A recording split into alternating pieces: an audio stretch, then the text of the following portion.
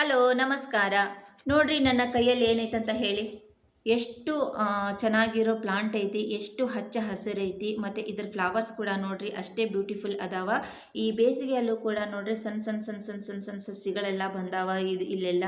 So ಇಷ್ಟೊಂದು fresh ಐತಿ, ಇಷ್ಟೊಂದು ಹೆಲ್ದಿ ಐತಿ, ಪ್ಲಾಂಟು ಗ್ರೀನ್ ಆಗಿ ಐತಿ. ಯಾಕಪ್ಪ ಅಂತಂದರೆ ಇದಕ್ಕೆ ನಾವು ನೀರನ್ನು ಹಾಕಿದಾಗ ಇದಕ್ಕೆ ಎಷ್ಟು ಬೇಕೋ ಅಷ್ಟು ವಾಟರನ್ನು ಇದು ಅಬ್ಸಾರ್ವ್ ಮಾಡ್ಕೊಂಡಿರ್ತೈತಿ. ಸೊ ಅದಕ್ಕೋಸ್ಕರ ಇದಕ್ಕೆ ಅಷ್ಟೊಂದು ಹೆಲ್ದಿ ಆಗೈತಿ. ನಮ್ಮ ದೇಹ, ನಮ್ಮ ಬಾಡಿ ಕೂಡ ಅಷ್ಟೇ.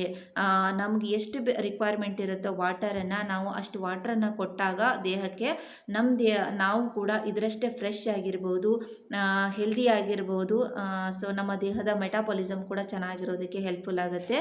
ಸೊ ಈ ಬೇಸಿಗೆಯಲ್ಲಿ ಸಾಕಷ್ಟು ನೀರು ಕುಡಿಯೋದನ್ನು ಮರಿಬೇಡಿ. ಒಂದು ಹೊತ್ತು ಊಟ ಬೇಕಾದರೆ ಬೇಡಿ, ಆದರೆ ಸಫಿಸಿಯೆಂಟ್ ಸಾಕಷ್ಟು ನೀರನ್ನು ಕುಡೀರಿ. ಯಾಕಂತಂದರೆ ಬಾಡಿ ಡಿಹೈಡ್ರೇಷನ್ ಆಗ್ತಾ ಇರುತ್ತೆ.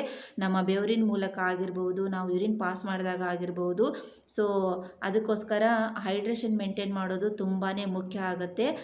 ಸೊ ಅದಕ್ಕೆ ನೀವು ಈ ಪ್ಲಾಂಟ್ ಥರ ಯಾವಾಗಲೂ ಫ್ರೆಶ್ ಆಗಿರಬೇಕು, ಹೆಲ್ದಿ ಆಗಿರಬೇಕಂತಂದರೆ ಸಾಕಷ್ಟು ನೀರನ್ನು ಕುಡೀರಿ. ಇದನ್ನು ನಿಮ್ಮ ಫ್ರೆಂಡ್ಸ್ಗೂ ಕೂಡ ಶೇರ್ ಮಾಡಿ. Thank you.